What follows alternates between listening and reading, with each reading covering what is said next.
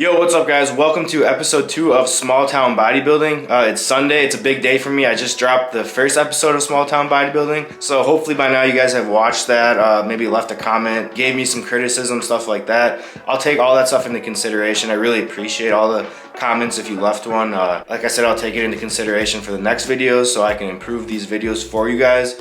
But anyways, it's Sunday like I said. I woke up pretty early today. I did all my client check-ins and my own check-ins for the data that I track, like weight, sleep, you know, all that nerdy crap. But right now I'm heading to the YMCA. I'm gonna go do 20 minutes of fasted cardio. I haven't ate yet. I'm in a maintenance phase still with my diet and cardio and training, so I'm not like pushing anything really hard, just kind of giving my body a break before prep starts. So with my cardio, I'm only doing 20 minutes 3 to 4 times a week just for health purposes and things like that. But in the future, that'll obviously increase. But yeah, guys, like I said, if you've watched episode 1, I really appreciate it. And I hope you guys enjoy the rest of this video. All right, guys, we're on our way to do cardio right now. But first things first, always gotta stop and get an energy drink. This is my go-to right here, the Ghost Red Berry. Ooh. Yeah, so I always gotta grab one of these before I do my cardio. It's just kind of like a ritual at this point. It's kind of like morning coffee, which I do too, so I probably should lay off on the caffeine, but always gotta do this. So yeah, I'm gonna head and do my cardio right now.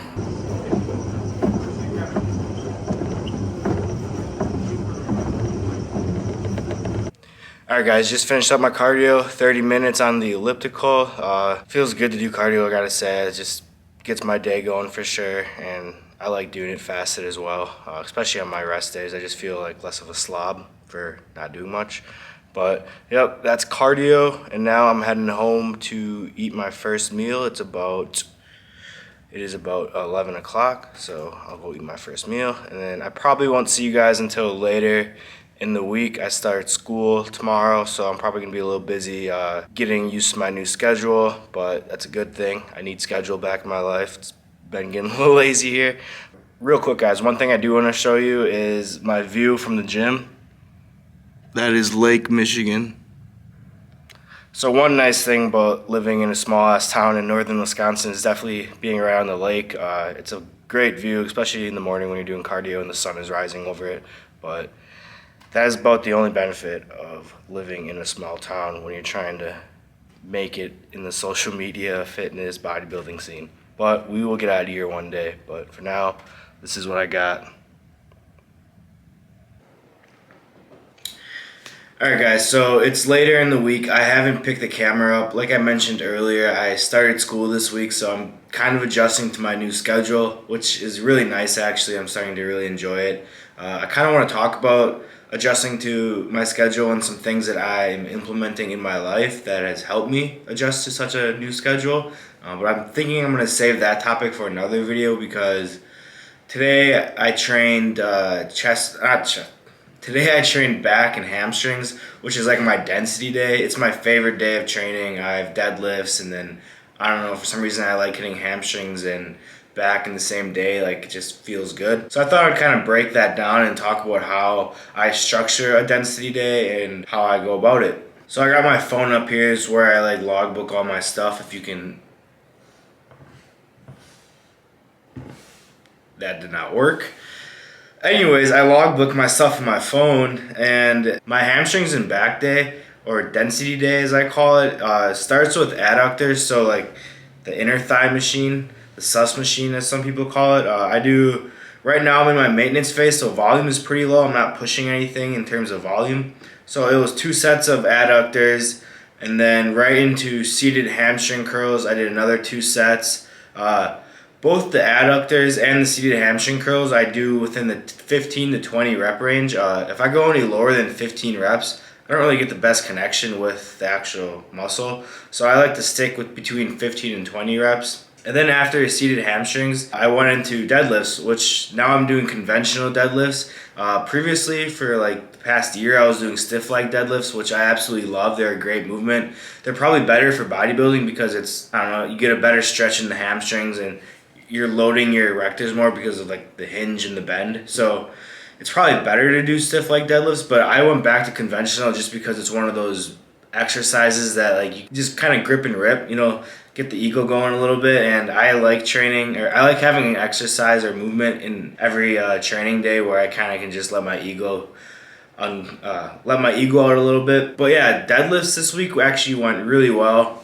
So last week I did 405, so 4 plates for 2 sets of 5, and it was pretty damn easy actually, and I felt great about that. Last time I did 405, it was pretty tough, so that was cool. And this week, I'll show you guys the clips after I get done kind of explaining my density day. But this week, for some reason, I was just feeling really good, and like I was feeling like I was way stronger than I really was. So I put 455 on, so 4 plates and a quarter. I did 1 rep, and I probably could have did 3 to 4 reps with 455, but I don't know. I just, something in me was like, okay, like 50 pounds is a big jump for 1 week, so like let's just take things a little slower. It's kind of funny because I was telling Max Strosny, I'm gonna take a smarter approach to deadlifts this time and like just stick to 5 reps. Use weight that I know I can get 5 reps with, and just focus on smaller jumps in weight week to week instead of just trying to like do a 50-pound increase like that. So anyways, I did 1 rep with 455. It was pretty solid. And then I was like, okay, it was a little too heavy. I don't know if I'm going to be able to get 2 sets of 5. So I backed down to 425, which is just 4 plates and 10 on each side. And I got 2 sets of 5 with that, and I was really happy about it. Both sets were equally as hard. So I know next week I have more in the tank to like probably add another. Maybe next week I'll do 455 for 2 sets of 5, which would be sweet. I'll probably try again. I don't know if I should, but I'm gonna. And then after deadlifts, I did laying hamstring curls, so this is a little more hamstring work. And then after that, I do cable RDLs, and that is a new movement I've been doing. So if you don't have like a pit shark machine or like a belt squat machine, you can actually just use a regular cable station, and you grab like a box that sits like, the box that I use is like probably a foot tall. And you just put it right up to the cable. You put the pulley all the way down. And I use the easy bar handle because it's easier on my wrist. And then you do stiff leg deadlifts with the cable. And honestly, you can control it really well. And the stretch is insane. It feels really good on my hamstrings and glutes. Like the first time I did it, I was sore for a couple days. And the next time I did it, I was sore. So it's definitely a movement I'm going to be doing a lot. And the nice thing about it is that it's a hip hinge. It's more direct hamstring work than like conventional deadlifts, and it doesn't affect my lower back at all. So one thing that I didn't like about doing stiff leg deadlifts with a barbell was that I would get insane, like uncomfortable lower back pumps, and it just kind of ruined the rest of my workout. But doing RDLs on the cable, like I just mentioned, or how you would set it up on a cable, like feels really good, and it doesn't give me a lower back pump at all. So I'm definitely going to keep doing those in the future. And then after the cable RDLs is like when I started my back work. So this is like on my hamstring and back day. The back work that I do is more of like secondary to like my primary back day. So like my primary back day is a lot of heavy rows and stuff like that. Today I did wide grip lat pull downs, and I do wide grip because like my primary back day is a lot of row focus, so it's a lot of lat and stuff. And yeah, I'm still hitting teres and stuff when I do rows and stuff, but with the wide grip lat pull downs, I'm hitting more of teres and like the upper back muscles and stuff like that. So that's why I do that. Just 2 sets of 15 to 20 reps. So yeah, higher volume on my secondary back day as well. I'm not focusing on like strength as much. Obviously, I'm still trying to use as heavy as weight as possible, but I'm going more for higher reps. And then after the wide grip lat pull downs, I go into a single arm seated cable row, but it's a little different because I'm not pulling like really close like to my body. I'm kind of pulling more up, like more upper back focus again, teres, rear delt, traps, stuff like that. And I really like that variation of a single arm seated cable row. Like I said, it hits my upper back a lot better, and it feels great, honestly. So yeah, guys, that is pretty much how my hamstrings and back day goes, or density day. I'll just run through it one more time in case you guys want to write it down and try it out. So start with adductors, 2 sets of 15 to 20 reps, and then seated hamstring curls, 2 sets of 15 to 20 reps, and then conventional deadlift, 2 sets of 5 reps. And I just stay at 5 reps and focus on progressing the weight each week. And then after deadlifts, laying hamstring curls, 2 sets of 10 to 15 reps, and then cable RDLs, 2 sets of 10 to 12 reps. And then we get into the back work, and the first exercise is wide grip lat pull downs, 2 sets of 15 to 20 reps. And then the last exercise is seated single arm cable row, but it's a higher row, more for the upper back. And then that is 2 sets of 15 to 20 reps as well. So if you guys try that, let me know how you liked it and leave a comment. It's one of my favorite training days. I absolutely love it. Yeah, so that's that. And then I am going to show you guys some of the deadlift clips because I'm pretty proud of it. And I don't know, deadlifting just looks badass. So I hope you guys enjoy those.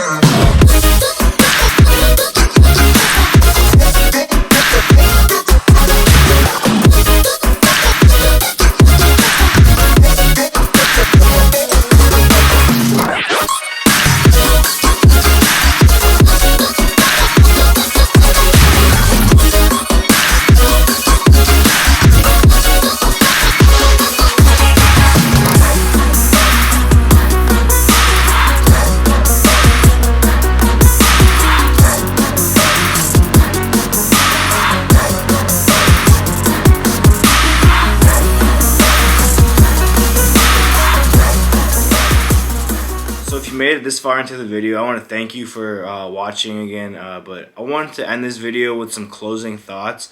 And those closing thoughts are like, what is my vision with this small town bodybuilding series I'm doing on YouTube? So the vision is that obviously I'm from a small town, and a lot of us aspiring. Hi Ruthie, this is my puppy. This is my dog. Ruthie, look. Say hi to the camera. Hi. Hi.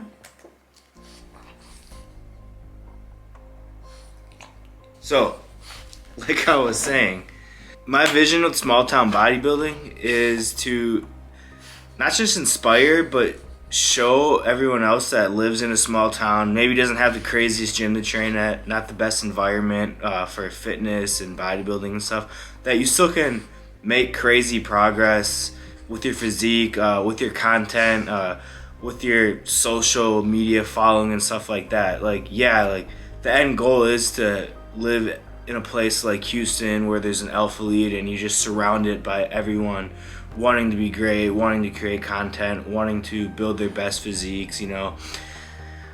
That's the end goal, but some of us aren't there right now, and some of us have to work with what we have, and some of us aren't spoon-fed, and some of us, I have great parents that are very supportive and will literally do anything for me. Like, I'm very lucky that way, but they're not gonna just pay for my plane ticket and an apartment for 6 months for me to go live in Houston and film. Like, they believe in me, but that's just not sensible. It's not, but like, money just doesn't grow on trees.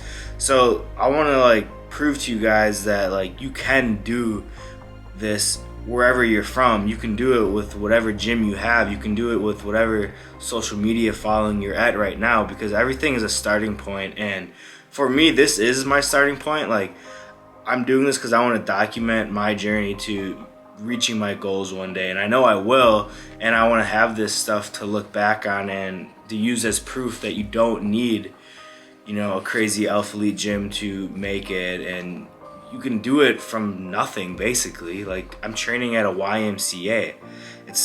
There's barbells, dumbbells, and some mediocre equipment that they just got, which is supposed to be really nice, but it's not really the nicest.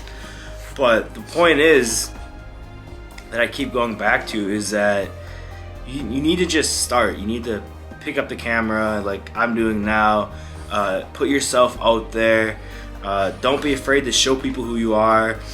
Don't be afraid to just put in the work, because it's gonna pay off in the long run. And the harder you work now, the easier it'll be in the long run too. So I know people that are spoon-fed and are doing this, and you can totally tell they're spoon-fed because they don't appreciate anything. Everything's just handed to them. They think that they're just gonna, you know, skip all the hard work and make it to the top, and that's just not the case. Like, they might make it to the top, but they're not gonna last to the top. So I personally feel that, you know, us guys or girls, if you're watching, that start from a smaller town where there's less opportunity, but put in the work and make it big, is we know how to stay there once we reach that point. So like, if you're in this situation like I am right now, and it's not even a bad situation, like I love my hometown, but obviously it's not conducive for fitness and bodybuilding and stuff, but I know that the lessons and things that I'm learning and how to navigate not having all the opportunity right now, like that's gonna benefit me in the long run. So it's all perspective, I guess, and at the end of the day, I just want to prove to everyone and to myself that I can do it from where I'm at now, and I will one day be in an environment that is conducive to bodybuilding, to fitness, you know, crazy gyms, crazy environments, atmosphere, stuff like that, that you can just thrive off of. But for now, that's not the case, so we gotta work with what we got and make the best out of it, right, Ruthie? You gotta embrace it, and that's what I'm trying to do with this channel, and show you guys that it doesn't matter.